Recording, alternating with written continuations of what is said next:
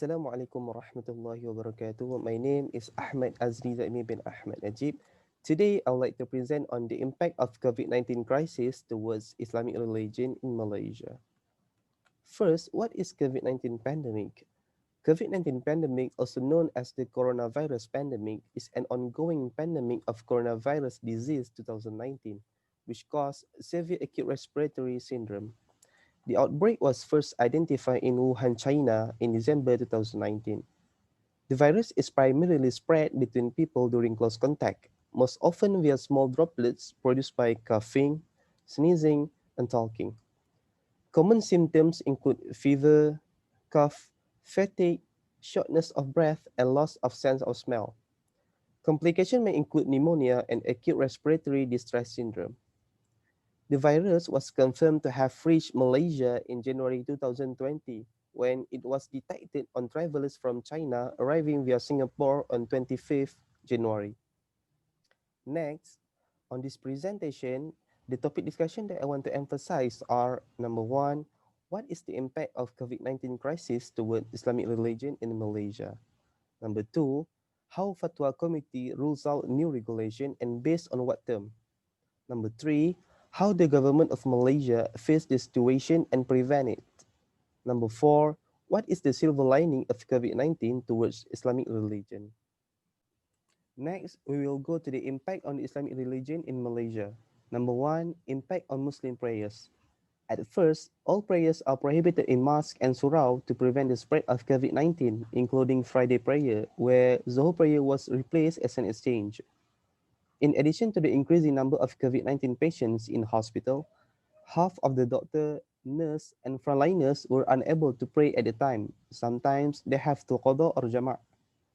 This emergency allows individuals as well as the public to take certain steps as described in the fiqh method stated, which is among the many causes that cause congregational prayers to be abandoned, it is accepted as a remedy for Friday prayers.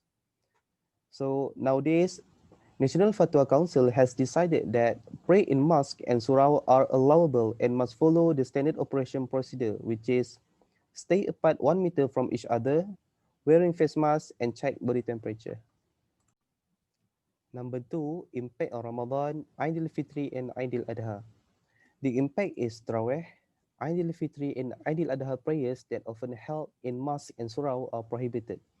Also, gatherings such as iftar, open house, and visiting need to be avoidable because it can bring harms to others. So it was prohibited and limited to numbers of persons. Then, Lively Ramadan Bazaar also is closed, and all the sale and transaction is based on online transaction and cash on delivery service only. The Prophet ﷺ has also ordered those in the outbreak area not to leave the area. Those who are healthy are instructed not to enter the affected area. Qala Rasulullah SAW, when you hear that a plague is in a land, do not enter it. And if the plague breaks out in a place while you are in it, do not leave that place. Sahih al-Bukhari. Number three, impact on Haji, Mecca, and Medina. The annual worship of a Muslim, Hajj and Umrah in 2020 were initially cancelled by the government of Saudi Arabia along the Grand Mosque in Mecca, and the Nabawi Mosque in Medina has been temporarily closed.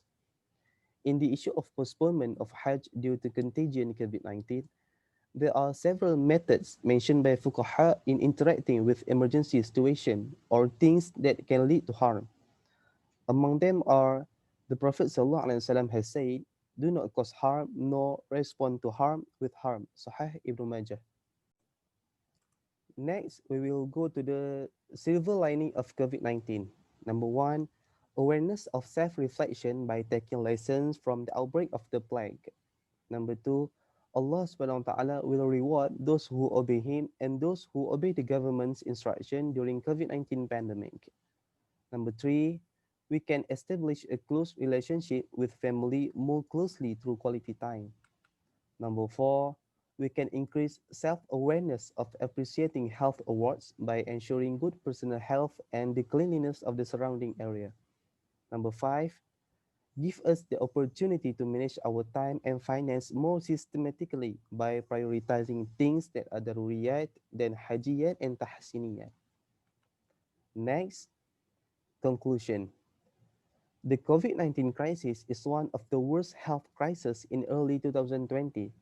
As of 10 January 2021, more than 90 million cases have been confirmed, with more than 1.93 million deaths attributed to the COVID-19.